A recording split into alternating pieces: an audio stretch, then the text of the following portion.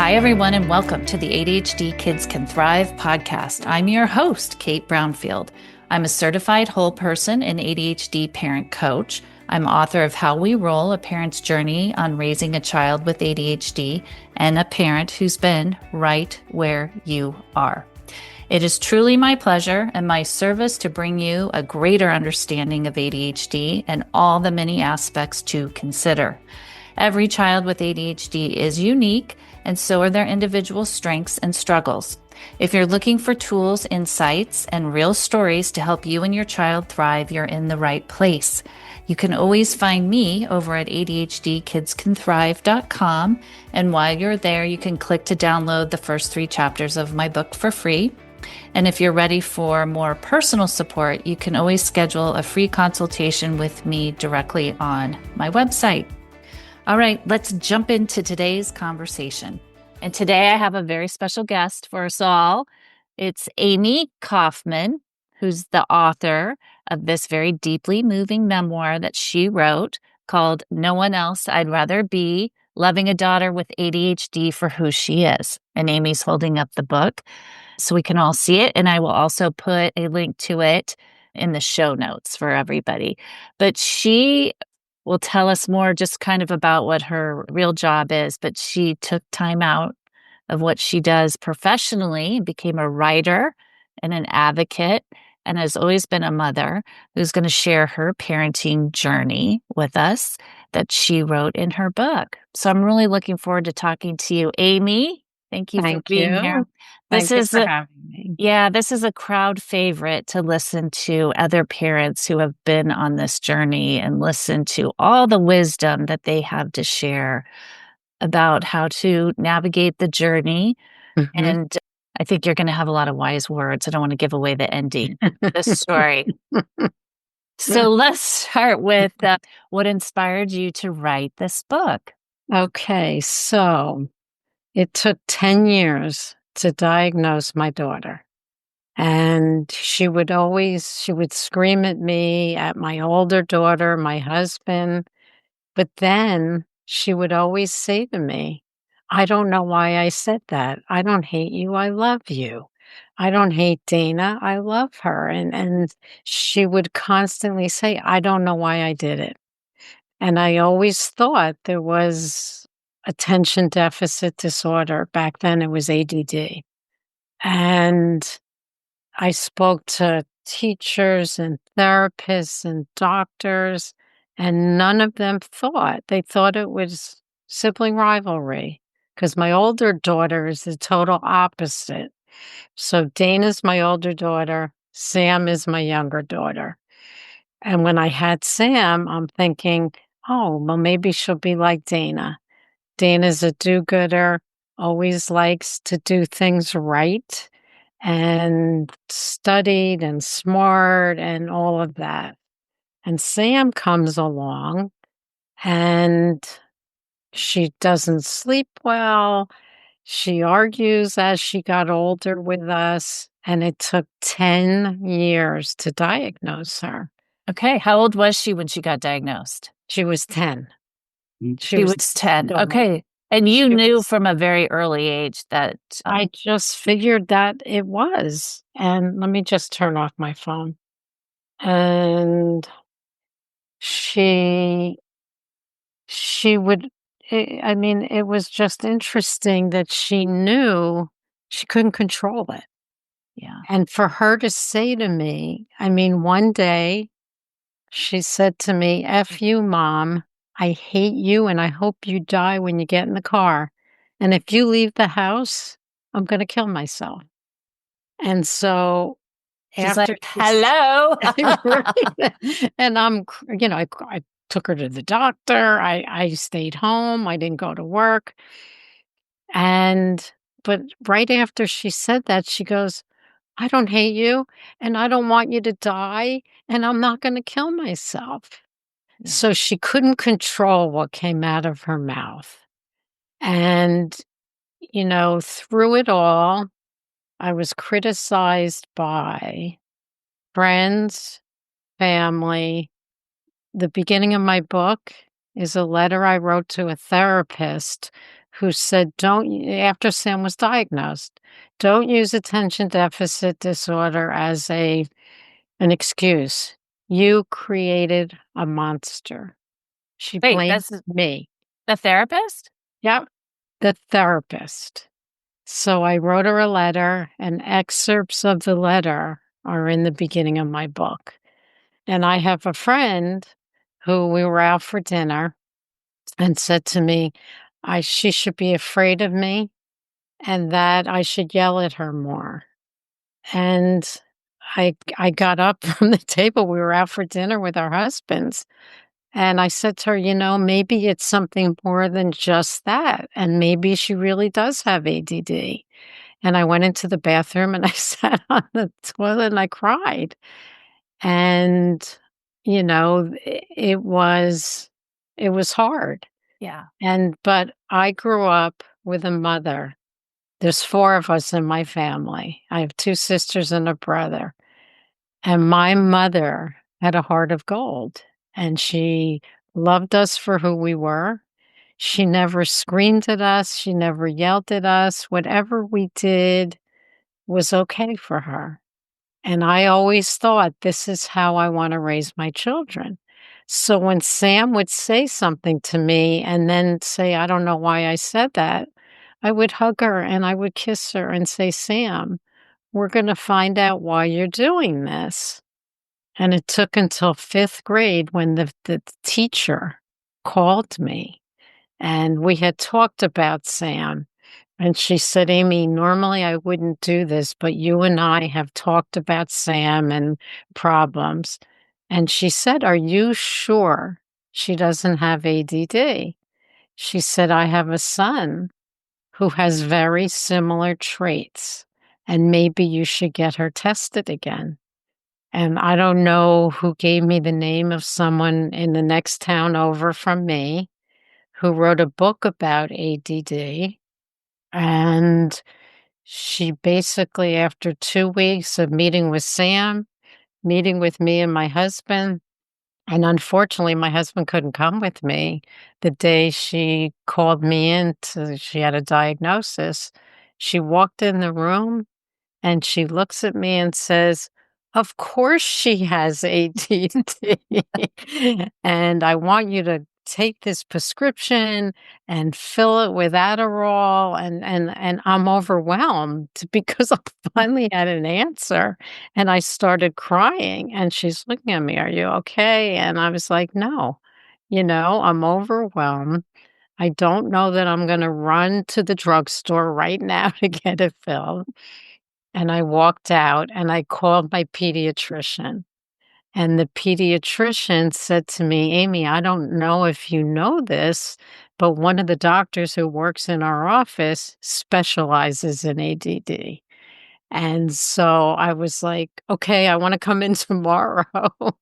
And she basically said, she calmed me down and she said, "If I were you, fill the prescription and but watch her." And it was Adderall at the time, and she got lethargic and moody, and we switched her to Ritalin right before Thanksgiving. And my family always knew Sam at Thanksgiving. "I don't wanna eat this, I wanna go watch television, I don't wanna sit with the family." So I didn't tell anyone that she was on the medication. And after the dinner that she sat through, talked to everybody, ate what was served, I got a phone call from Barry's cousin who had hosted it, and my father saying, "Wow, Sam is doing great, and what a change," and all. And, we went through ups and downs with medication. But for me, it was just following in my mother's footsteps and love unconditional love. And I don't wanna give away the ending of the book, but I'm gonna. Okay, go At for the it. at the end of the book, Sam wrote to me in my Mother's Day card at the age of 22, "Thank you for always loving me. She got it. She knew I loved her no matter what, and I ignored the criticism that everybody gave me, and I loved her, and today we're so close, Yeah. and I love that. she's married, and she's due to have a baby in 2 months. Oh my god, I love that. And Yeah. her husband, Sam, once called me and said something about my favorite child. I said, "What are you talking about?" She goes, "Mom, you know Chris, my husband, is your favorite child." So you love her husband. I You're gonna love love this baby. Oh my goodness. This is actually my older daughter has a 17-month-old, and he's a doll and adorable, and so I can't wait, and my 2 girls who used to fight like cats and dogs, they after Sam graduated college and Dana graduated law school, they were away visiting friends together, and Sam had found an apartment thinking that her roommate from college would live with her. Turns out the roommate never told her parents, and they said no. So I get a call from Dana and Sam that said, "We wanna live together." And I was shocked. Yeah. Okay, so let's talk a little bit, Mama, how you manage sibling rivalry. How did you navigate that? Because Well, it can be you know difficult, it can break parents, they worry about that. Right, Uh, and it was interesting because I found my older daughter Dana's diary in my basement when I was writing the book. And it said, "I don't wish Sam would die. I just wish she was never born." And that's how bad it was because Sam would hit her and argue with her. And it turns out they ended up wanting to live together at, yeah. you How know, did that happen? How did It that well, I guess by then, Sam had stopped yelling and screaming at all of us. When she went to college, she went back on Adderall, which really helped. And because she went through like 5 or 6 different drugs, and the Adderall was the one that helped her as an adult. And, it took me years to write the book. And I found She Writes Press, who are all women. But when they first gave me an editor, it was just grammar, and I needed content. And so during COVID, you would have thought I would have finished it because we didn't really go anywhere, Yeah. but I didn't. And Sam called me one day a few years ago and said, "Mom, are you ever going to finish that book you're writing about me?" So I ended up calling She Writes Press and telling them I need a new editor that can do content. And they gave me a wonderful woman. Her name is Krissa. And she went through everything, changed this word to that. You don't need this paragraph, it doesn't add anything. And, people tell me what a great writer I am. And I said, I had a lot of help. Yeah. Oh, but Share your you know story.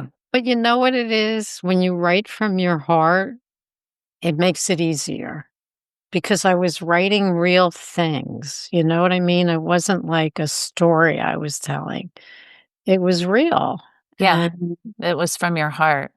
right, and, I think that if any parent it's when your child has a disability they can't control, unconditional love is what comes through.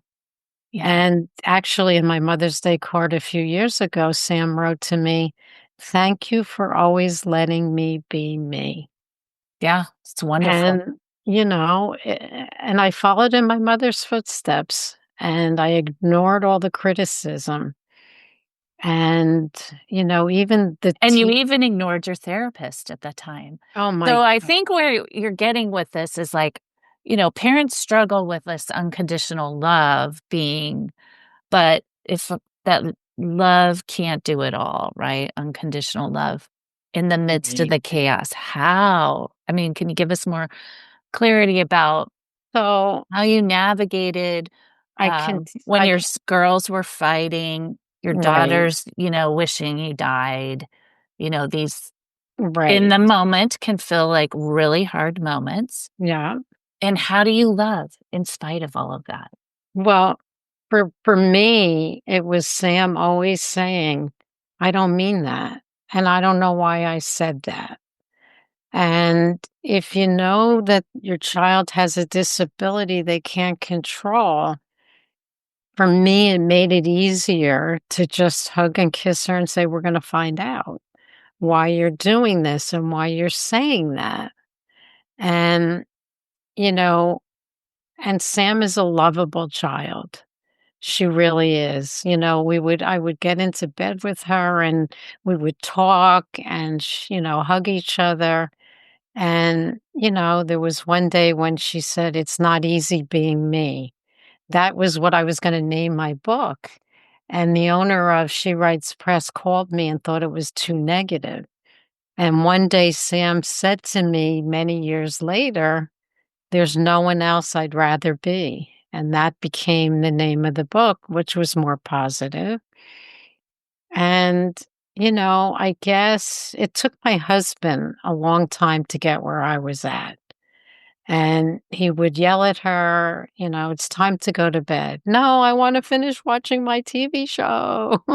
"And I don't want to go to sleep now." And then she would run upstairs and he would chase after her. So one day I run after him and I grabbed his arm. I said, "Does this help? Is this making her listen to you any better?" And finally, and I couldn't have put him in the book if by the time she was going to college, first semester at University of Rhode Island, they let kids rush sororities and fraternities. First semester freshman I year. know some colleges still do that. And I was like, and Sam is very social. So when we took her for the orientation at the beginning of school, there's something called disability something. And she's like, "Nope, I don't want to go. I'm not going to go and I'm not going to listen to them." And I think if they named it something different, she might have. And I found out that she stopped taking her medication because she didn't want to be different. So when she came home freshman year after her first semester with a 1.9, somebody had said to me, "Write a contract for her. You'll take your medication, you'll get a 2-3, you'll go for extra help." So she starts to cry when I tell her she's going to sign it and we're going to sign it And these are the terms for her to go back to college. to Like go back she's to got to college. do, these are the things Yes. she's got to do. I said, "Sam, if you want to go back to University of Rhode Island, this is what you have to do."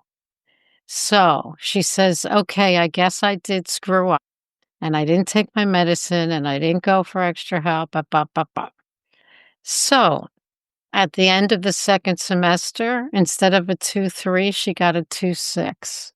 She told me that, oh, a lot of her friends take medication and go for extra help. And she did. Some of her friends loved that she would get the notes and she would let them use the notes. And by the end of college, she had said to me, "I didn't try harder for me. I tried harder for you and dad." And what did she do at the end of her senior year? She made Dean's List. She And did it for herself by the end. Yeah. by the end, she made the Dean's List, and then she ended up graduating, and we have a pool in our backyard. And what did she do? She sat by the pool all summer. And I got annoyed with her because she had done an internship with a friend of ours. She wanted to go into media and marketing and things like that. And she had worked for a friend of ours at CBS. And I'm like, "Why don't you call Michael?" "No, I don't want to work for anyone who knows my past," which Michael did. And so one day the phone rings, and Dana had a friend that worked for a marketing company, and it was marketing for different companies, and they had an opening, and Sam ended up taking the job, and now she is a supervisor, and she's doing amazing, Yeah, great. and, and again, I don't think I could have written the book if she didn't get to where she was, Yeah.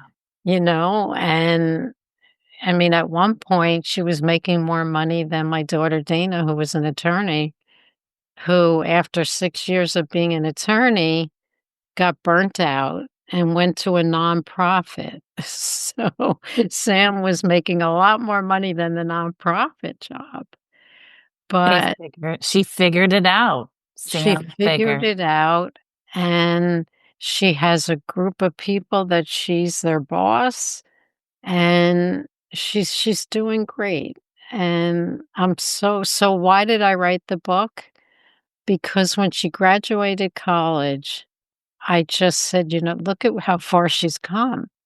Yeah. From 'F you, mom, I hate you and hope you die,' to, you know, graduating with honors."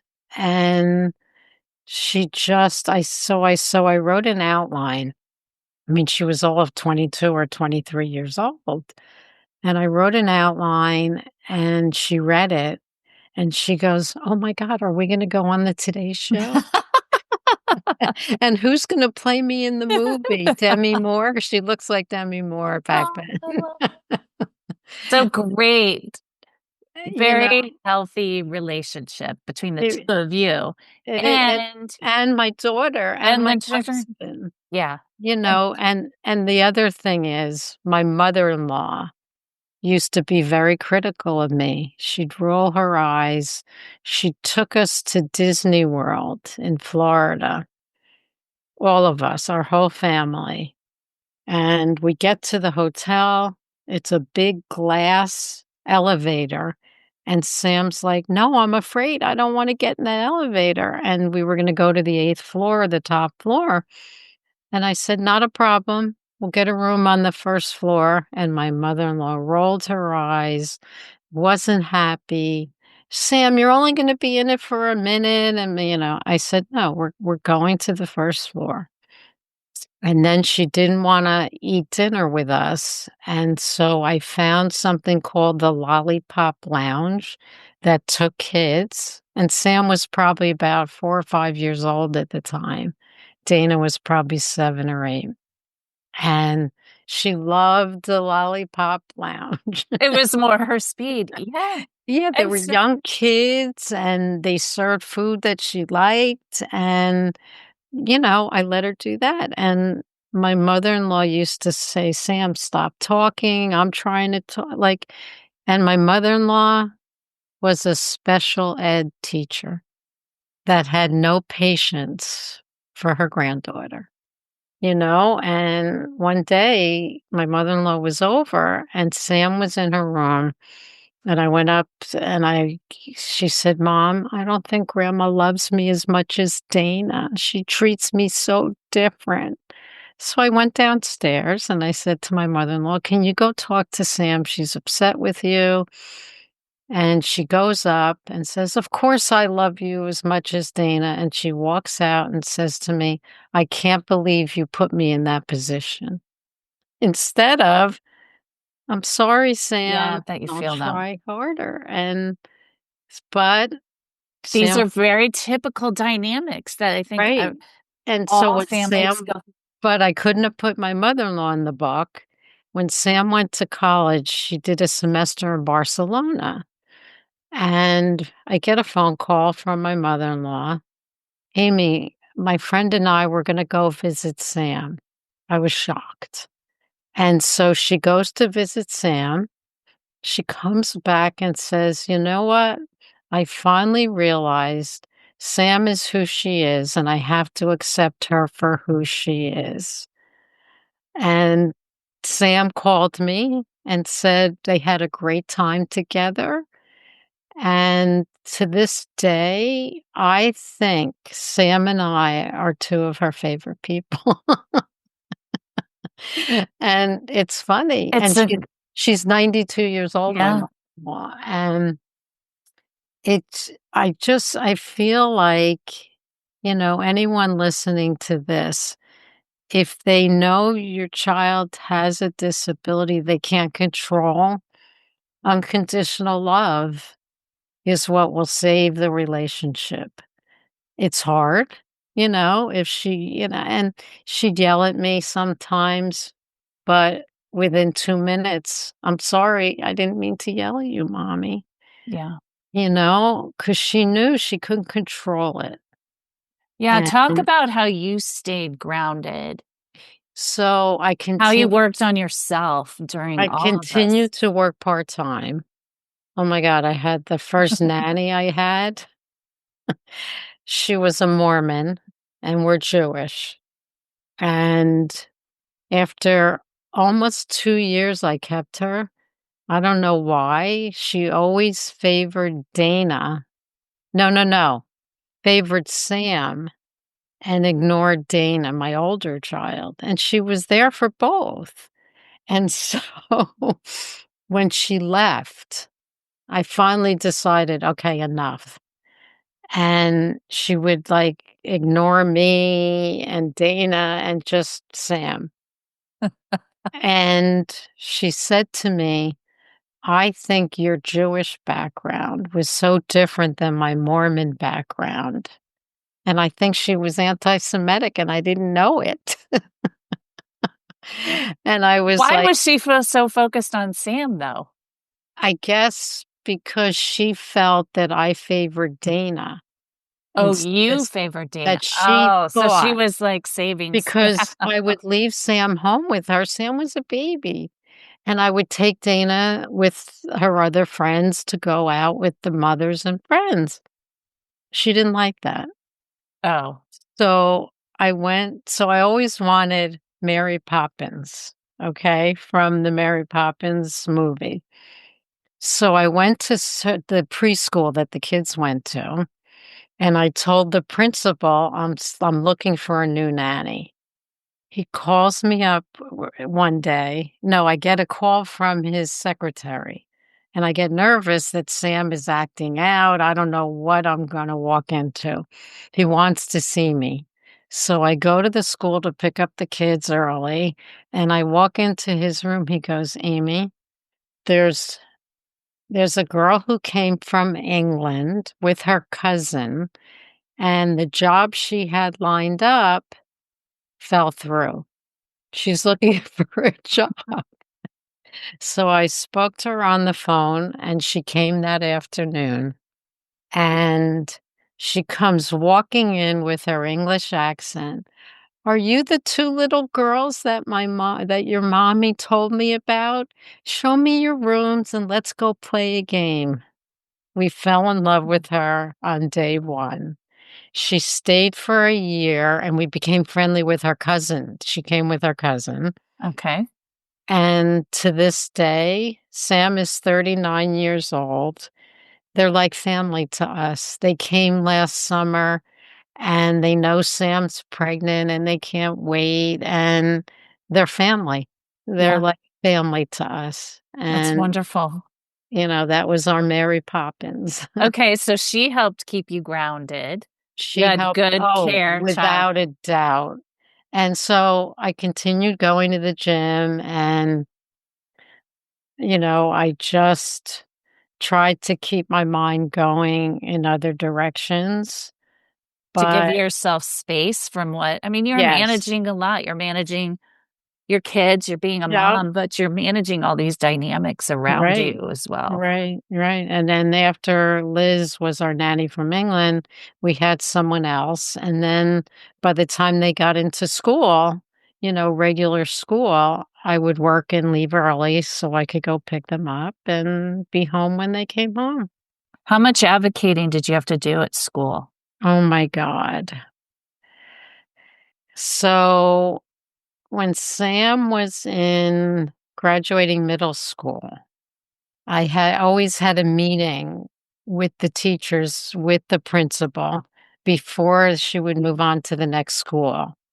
So there were 4 teachers in this last meeting who typically complained about Sam, and she had something called a 504 plan, and it was sit near the teacher, give extra time on tests and all that.